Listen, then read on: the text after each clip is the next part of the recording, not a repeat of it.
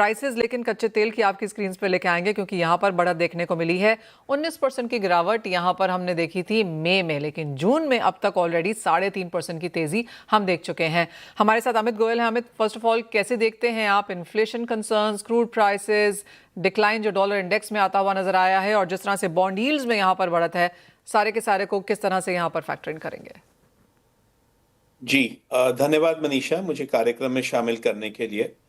I think इसमें तो खैर कोई डाउट नहीं है कि इन्फ्लेशन जो है वो इंडिया में अभी और बढ़ सकता है, क्योंकि पेट्रोल डीजल के जो प्राइसेस हैं वो हमने बहुत रिसेंटली बढ़ाए हैं और उसका पूरा इम्पैक्ट अभी सारी कमोडिटीज के ऊपर फैक्टर इन नहीं हुआ है। और आई थिंक जो फर्टिलाइजर प्राइसेस हैं वो भी जो हैं वो काफ़ी कॉस्ट उनकी बढ़ गई है।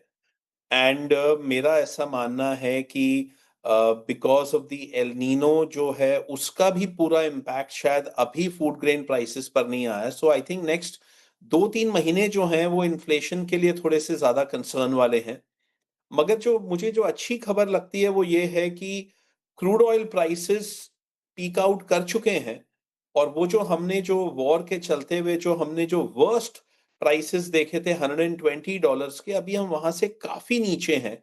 और मुझे लगता है कि हम उस रेंज में नहीं जाने वाले हैं, क्योंकि एक तरफ सप्लाई कम हुई है तो थोड़ी सी डिमांड डिस्ट्रक्शन भी हुई है वर्ल्ड में। तो मेरा ऐसा मानना है कि क्रूड ऑयल में जो है अभी बहुत ज़्यादा अपसाइड नहीं है।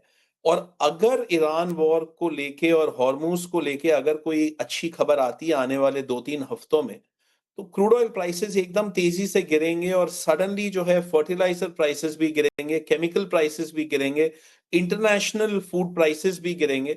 तो उसका जो है वो बेनिफिशियल इम्पैक्ट भी देखने को मिलेगा। बट अगर ऐसा नहीं होता है तो आप मान के चलिए कि अगले 2 महीनों में इन्फ्लेशन फिगर्स शायद पीक आउट कर जाएंगे, मगर उसके बाद मुझे लगता है कि इन्फ्लेशन धीरे धीरे करके डाउन आना चाहिए।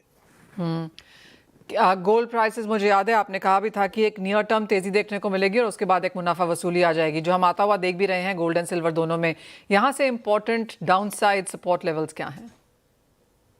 तो मनीषा, एक इंटरेस्टिंग बात यह है कि मैं इस टाइम सिलिकॉन वैली में हूँ और ओके। यहाँ पर हम अपने कुछ इन्वेस्टर से भी मिलने आए थे, प्लस यहाँ पे स्नोफ्लेक की कॉन्फ्रेंस है।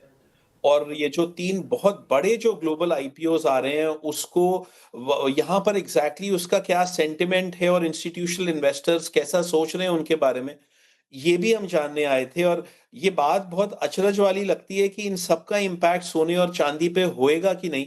एक आम आदमी शायद ऐसा नहीं सोच पाता है, मगर ये फैक्ट है कि ये जो इस तरीके के जो मेगा कॉर्पोरेट इवेंट्स होते हैं इसका मैक्रो साइकिल्स पे बहुत बड़ा इम्पैक्ट होता है और मैक्रो साइकिल्स का in turn gold and silver के प्राइसेस पे बहुत इम्पैक्ट होता है।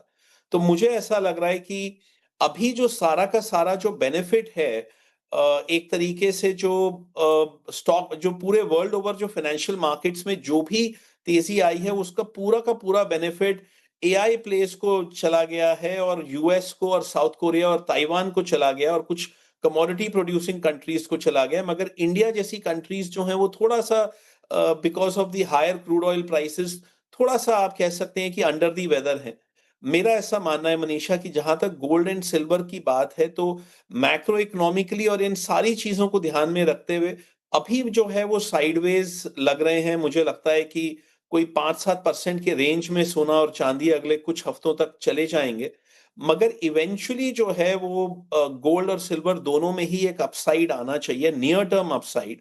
और मुझे लगता है कि चांदी जो है वो वापस शायद 90 से लेके $95 के रेंज में एक बार जाना चाहिए।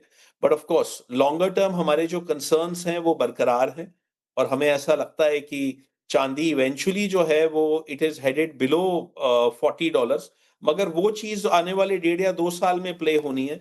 फिलहाल के लिए आप ये कह सकते हैं कि वो शॉर्ट टर्म में साइडवेज है, उसके बाद एक अपसाइड होना चाहिए जैसा कि मैक्रो इकोनॉमिक साइकिल प्ले कर रही है। एंड देन इवेंचुअली जो है वो डिफ्लेशनरी साइकिल शायद शुरू होनी चाहिए। All right. Amit, as always बहुत शुक्रिया साथ जोड़ने के लिए, बहुत शुक्रिया। All the way from Silicon Valleys के हमारे साथ